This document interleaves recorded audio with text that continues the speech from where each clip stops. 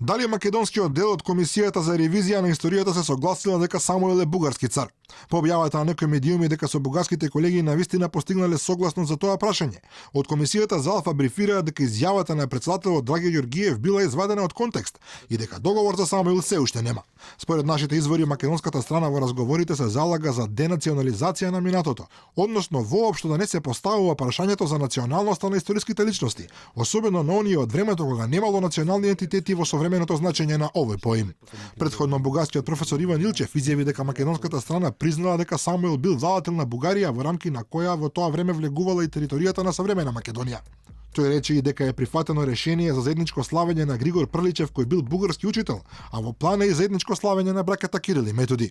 Македонскиот дел од комисијата инсистира на компромиси, додека бугарскиот е далеку потврд и често настапува од максималистички позиции, според кои целата македонска историја се темели на митови и легенди, а не на историски факти.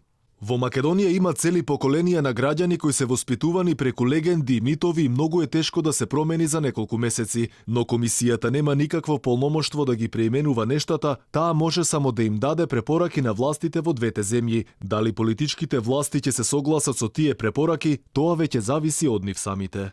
Македонските власти, исто како и комисијата, главно се воздржани и се повикуваат на договорот за пријателство меѓу двете земји.